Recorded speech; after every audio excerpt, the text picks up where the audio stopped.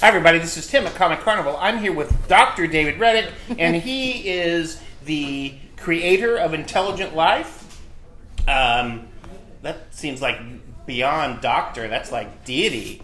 If you can create an intelligent life, right? I did create Intelligent Life. I continue to do so. So, yes, some level of otherworldly procreational skill that I possess. Yeah. Procreate is the name of the app you use on your iPad. That is true. Yes, you're right. So, that was an inadvertent plug for my favorite app. So, David just had Intelligent Life, the first book collection, almost like the first year, right? Yes, the first, almost the first entire year of almost the first entire year of Intelligent Life. Excellent. It started in July of 2014, and it runs through March of 15. And the next book will just continue from there. Yeah, and your collection just came out. You are here at Comic Carnival today. People can come in, and you will even sign it for them. I will. Don't Shamelessly. give away any goods like that. I know. See all the jokes. Whoa! You can hit pause and read the whole book. So. Hey-o! You are also the assistant artist on Blondie. Yes. Currently, is that correct? That is correct. Yes. Now, when we talk about titles, you claim that you're a doctor, but I believe you don't actually hold any actual doctoral degree. No, I don't actually. I don't actually hold a doctoral degree, but I did deem myself what is it when they give people like a doctorate? Just honorary PhD. I have an honorary PhD that I deemed myself nice. To have. Yeah, so great. Therefore, yes. If it happened in a comic book. Hey, if Dr. Dre can become a doctor, I can become a doctor. Your son-in-law is He's the actually only a doctor. dentist. You know that? Is he really? No, I don't know. Okay, because I didn't, but I would have believed you. Yeah. You're a great dentist. And I would have bought that. So. So also you're creator of the Legend of Bill. Yes, Legend of Bill webcomic. Yes, fantasy webcomic that ran. Oh my gosh, it's I created that back in May of 2008, so it's more than 10 years old, and he will be making a return this year sometime. Don't know when. Ooh, and also something new. I am now running for King Feature Syndicate. I used to run all the social media for Garfield, and I now run all the social media for Blondie, for Flash Gordon, and for the Phantom. How did you get Flash Gordon and the Phantom? King Features so kindly asked me if I would take those on and bring them forth. So please, Facebook, Twitter, Instagram, look for them, Flash Gordon and Phantom, the official King Features social media. Please do come out and help me keep my job by liking those pages and interacting. And they're actually active now, and you're posting stuff. Oh yes, absolutely, pretty much every day. Actual strip in newspapers currently of either of those? The Phantom, yes. The Phantom runs every day and on Sundays. Okay. Flash Gordon is not running in newspapers anymore. There is a Flash Gordon movie coming out later this year, directed by the director of Overlord. Excellent movie, by the way. Oh, yeah. And so the Phantom is in papers. Blondie, of course, is in papers all over the place. One of the largest comic strips syndicated in the world. Oh. So, having lots of fun. So I take care of Blondie, Flash Gordon, the Phantom, Intelligent Life, and a host of other various minutiae. Right. So you announced earlier this year that you're going to do something with Popeye for is it his 80th anniversary? 90th. 90th anniversary. Yes, Popeye was 90 this year. Wow. And He looks so 90. good. He does look good. I think it's the spinach. I mean, he doesn't look any worse, let's put it that way. I guess he was never a good-looking guy. But he was never necessarily a looker, per se, but, you know what? Olive oil's kind of okay with that, because I don't know if you've seen olive oil, but, what? The scales are balanced. Yeah, and right. But Popeye turned 90 this year, and King Features asked a variety of cartoonists throughout the spectrum, syndicated comic strips, comic books, webcomics, animation, to do one Sunday Popeye comic over the course of the year of 2019, and I was one of those cartoonists they asked, and very honored to do that. So, and I have if people follow you on social media, they'll see some little tastes, little sneak peeks, and little tastes. They taste like spinach for your eyes. Spinach for your eyes. I like it. If you want your eyes to be stronger, do seek out the tastes of my spinach-laden sketches and sneak peeks. Yep. So on Facebook. Yeah, on Facebook. On Facebook, Intelligent Life Comics at Facebook, or David Reddick Studio on Facebook. Those are my pages, and you can see those things. Instagram, David Reddick Studio. Twitter, David Reddick. Check those things out, and I'll link you up to Flash and the Phantom. I need your help. I need you. Yeah. I need you. You. Well, we need you to tell us about Intelligent Life. So this is a web comic that's been it's a syndicated comic. Yes. It was syndicated up to the end of this year, and now it's going to go strictly web, right? Yes. So Intelligent Life, my comic strip, which started in 2014, as I mentioned, was printed in newspapers, and at the end of 2018, King Features decided to go ahead and pull it out of newspapers. It wasn't in a ton of newspapers. Lots of comics about Star Trek and Batman, the Smurfs, Teenage Mutant Ninja Turtles. I like all those things. Cosplaying, whatever. Editors And love. And love. Romance. Geek The love. Geek love. Nice. That's right. Geek love is the purest. Geek love is the purest love. Yes. Geek love. Yeah, it really is the purest. It is the spinach of love. Spinach for your heart. You know what? It's more like the kale of love. Nice. Anyway, The superfood. it's heartier, and yes, the Avocado super. of love. That's right. Oh man. It's the you know quinoa what? of Yeah, love. this is going places I didn't think this interview was Right, going to right. go. Let's try to get back. Let's try to get back on track before we all lose control. So, what were we talking about? So we were talking about Intelligent Life. Yes. Your strip. It is no longer in newspapers, but Yes. it is available on intelligentlife.com. Yes, intelligentLifeComics.com. Oh, sorry. That's okay. And so King Features decided to pull it out of newspapers at the end of 2018 because it has performed incredibly well online. As a webcomic, it's always done great. King Features actually took it on with that in mind. My editor at the time, who signed Intelligent Life, said, I know this comic isn't going to do super great in newspapers. It's going to leave a lot of editors scratching their heads. It's not the typical newspaper comic strip. It's a little far out in left field. And we really would like to see it do well online. Let's see how it is. I'd like you to approach it as a webcomic that happens to be in newspapers. And that's precisely what happened, and precisely how well it's done in that regard. So print newspapers, online, yay! So it's gone very well there. So very happy about that. King Features so kindly, after pulling it from newspapers, kept it online, and it runs 3 days a week now. That's not to say it will forever run only 3 days. It could increase, but for now it's 3 days a week. As I am doing these other projects as well, and I also have, again, still a super top secret project that will be coming very soon. I keep saying it, but now it's for reals very soon. It's really big. It's really awesome. It's super fun, and I cannot wait to announce it. It's driving me crazy. I'm literally gritting my teeth as we speak. Well, we're very excited to hear more about it. That's for sure. I can't wait. I cannot wait. So I cannot wait. Would you give us a rundown of what Intelligent Life is about? Yes, Intelligent Life is about Skip, Gwen, Mike, and Barry specifically. These four characters. Yes, Barry. So Mike is the super. Mike is my inner self. All the things I want to be. You have better hair, though. If I like to think so. Actually, he has great hair too. He just shaves it. You don't want to see the shape of my skull. It wouldn't work. Fair enough. But Mike is I would say the super geek, which is myself.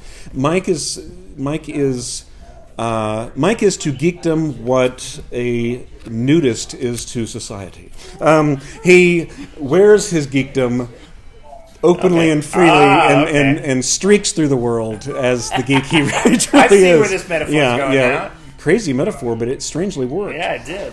Skip is also he's on the level of Mike, but not quite that that hardcore. Okay. Gwen is the quintessential geek girl and knows her stuff. Big cosplayer. You are not going to stump her. Barry is he's also a geek, but still doesn't realize it. Only his geekdom is sports. He loves sports. He knows there's nothing you can't ask him about baseball, football, basketball, whatever, that he's not going to know. He knows all the scores, going all the way back to 1978 and every winner of every Super Bowl and stuff. Things that Skip and Mike don't know about, but Gwen does, because Gwen is also a sports geek. So it's the path. That's right. She's the chosen one. She'll bring balance to the forest. Yes, she's that middle way. She's sort of the Buddha of geekdom. So, the comic follows these characters as they interact, have relationships, fail at relationships. And just go about their daily lives with their living their lives, cosplaying as Green Lantern or whatever, and making their way through this Muggle world in their own way. Sure. And there's a lot of relationship action going on. Skip and Gwen finally got together at some point. The book, it immediately, the very first strip of Intelligent Life, the very first strip of Intelligent Life shows Skip and Gwen leaving work, the very first strip, and Skip totally just crushing. I know you can't read this. Skip totally crushing on Gwen, and that's how it begins, really. And they form a great friendship, and then over the course of time actually get together. But this first book really highlights that crush and how Gwen handles it and how they handle it, and then you just, as the strip has gone along, it's really delved deeply into characters. So there's a variety of characters, foils, and all kinds of other things. So it's, to me, a pretty rich world full of lots of character, which is the way I like to write. Yeah. I write, draw, color, I do everything myself, and I love characters. So I love to write. That's great. I love to write and draw characters, and them living and interacting and their nuances and various minutiae throughout each day. So this might be an unusual question for a strip artist, but do you have an end game in mind, or are you just going to draw till forever? I'm just going to draw it until someone forces me not to, or nature forces me not to. So my plan is just to keep going. This is my baby. I have a few babies.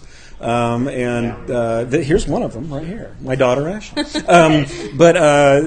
I don't compare to the strip. You're not one of the characters? Someday, Ashley. Someday. I'm trying to work myself there. It's a labor of love. That's the beauty of being a cartoonist and doing these things. It's all really a labor of love. I was drawing Skip long before I was getting paid to draw Skip. He was. It's funny. Skip. Cartoonists will get this. We all have little go-tos, like when you're doodling on a sketch page or whatever. I've always had these little go-tos. I'm like maybe a coffee cup, a fish. This guy, that I've been drawing since literally, I think I was probably in my early 20s. It's in the back of every sketchsketchbook I had as a kid. Yeah, it really is. Is he based on anybody, or is no? It just decided I'm going to. You developed your style around him, maybe? Well, yeah, he was just part of that. Yeah, just when testing a pen on paper or something, you have these little go-to things you doodle, and his face happens to be one of those faces, and his name's actually always been Skip in my head. I don't know why. Before he was even a character, before I drew anything beyond his face, and he came out in Intelligent Life. It just happened. It seemed like the right time. Okay. It's funny because originally in Intelligent Life, the original idea that I pitched to the syndicate was just about Skip, Gwen, and Mike, but specifically Skip and Mike. Mike was an alien dog who was, he was an alien, but he was posing as a dog. And Skip and Mike, lived together and basically went about life and whatnot. And the syndicate said, "What if he wasn't an alien dog and he was just a person?" And it kind of, I was like, "Oh, okay, I like that." And I started writing it, and it worked. But I'd not thought about a person before. Yeah, I hadn't thought about a person. I mean, a cat, maybe a fish, sure, but an actual alien, But Intelligent Life was born out of the Trek Life, which I did for StarTrek.com for 3 years. I remember well. It was in the Star Trek magazines. It was in Star Trek magazine, Tokyo Pop's Star Trek manga. I did a few chibi manga strips, about 4 for Tokyo Pop, which I was very excited about. Still am. And it was in the magazine. Ran on StarTrek.com from 2005 to 2008. And this was loosely based off of the premise of the Trek Life. The Trek Life was about Carl Jennings. You can see the Carl Jennings and his 2 friends. And Carl was a big Star Trek fan, and then you had the medium fan and the non-fan. And it was just all about Star Trek. And I always loved that premise. The Trek Life preceded the Big Bang Theory. So the premise was. A variety of characters. You might be due some royalties. I keep waiting, but I don't think that's going to happen. I think it's Wheaton's fault. Yeah, it's all Will Wheaton's fault. Wheaton! Yes, exactly. But by the way, I've met Will Wheaton. He's a wonderful guy. Just absolutely fantastic. Love him to pieces and everything he does. But I had that idea in mind when I pitched Intelligent Life to King Features because I liked the idea of just a far more expanded version of that premise, Right, so it's not just Trek. There's plenty. Exactly, just you like bunches of hitting. I like everything. I'm a huge convention goer. I've done. A bajillion conventions, and I've cosplayed. And I wanted a comic about all the stuff that I really love to do. I've got. This looks a lot like my studio room. And that's not a joke, isn't it? No, it really does. If you follow David online in his David Reddick Studios, you will see him sometimes do a live broadcast from his Geek Den. Yes, my Geek Den, that's right. And I strive to make it look as Comic Carnival-esque as possible. Nice. So we appreciate it. And we're waiting for our royalties as well. Yes, you know what? And someday you just might get them. Well, before we go, can we talk about some of your sketches you brought in today? Yes, absolutely. What I brought in today are a variety of prints for Intelligent Life, and also a few other things. We've got Gwen Ra. That's Gwen, Gwen from my Intelligent Life comic is She-Ra, and Flash Gordon. And oh man, look how good those are. Galaxy Trio. That's fun. Have you ever thought about doing something in your style with Flash Gordon? I have, absolutely. I have thought very much about that, yes, actually. That would be a dream come true. I would love that. I'm a huge Flash Gordon fan, always have been since childhood. I grew up in an antique shop, so I got my hands on a lot of interesting comics, memorabilia, and minutia, and Flash Gordon's always been one of the biggies, so absolutely yes. And what's that? A Legend of Bill drawing print. Popeye. That Legend of Bill drawing appeared in our Comic Carnival. That's right, in your last zine. Popeye, which this was one of the first actual sketches that I did when I was planning out the Popeye Sunday comic that will be running within the next few months on Comics Kingdom at comicskingdom.com for cartoons. Popeye's Cartoon Club, I think is what it's called. Oh, okay. And so I went ahead and inked it out, and then of course I did a bunch of other stuff. And then Intelligent Life print. And then I've got a variety of actual original sketches. And do you sell your original sketches? Yes, absolutely. Oh, cool. So lots of fun stuff. Whoa, look at that. That's fun. So lots of fun stuff. Pen, markers, pencil, whatever. This I've always really enjoyed. Borg Jetson. Hey, stop this crazy assimilation. That's great. So that's the kind of nerdy stuff that I'm selling, and just fun stuff. Are you aware of the Shake-Ups? The band? Yes, absolutely. They performed in here not that long ago. Yeah, they did. Mm-hmm. They are... Their next album is going to be... I think it's just cartoon related. Really? But their personas are going to be the Mystery Gang. So awesome. Shaggy, no Scooby. kidding. I mean, I wonder if they'd let me be the villain. That'd be awesome. I could bring my Johnny Cash voice. That'd be awesome. They could rip your face off and say, "Oh, it's Old Man." We knew it was Old Man Reddick. I would have gotten away with it if it wasn't for you meddling Shake-Ups. And there's your audition.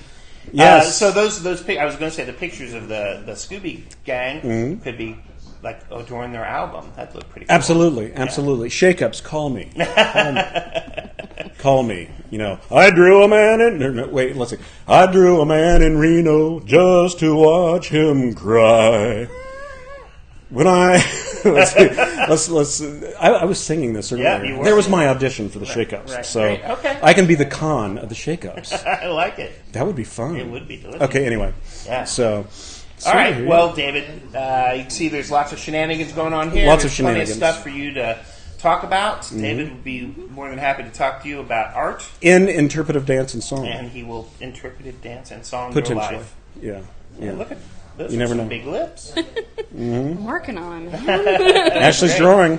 Valentine's drawing. me some Everyone's Wonder drawing. Woman. She is. Everyone's going green for it. there. This is what we bring. We bring Green art. and big lips. Yep. That's right. Art to the world. Yep. David, you're here till 6. 6 or later, it depends. Okay, If the crowds really rush in and won't let me leave, if it's like the Beatles, I'll stay. It'll be so hard on us. Yeah. Yeah. So, and then you're going to do our podcast afterwards. Yes. So it probably won't be up for a couple weeks, but they can check out episode 20, I think it is, of the podcast, and you'll be on there. Yes, I will. Excellent. And, Looking forward to it. We'll see you next time. You're going to come back again, right? Oh, I will absolutely be back. Excellent. live. Every When you have single your day. big announcement, can you please come in? When the big announcement comes, I will definitely come in, absolutely, because All right, we'll have well, lots to talk about and lots of art to show. Ooh, I like And, it. All right. yeah, fun David, stuff. thanks so much for coming in. Okay, thank you so much. Check you later. Bye.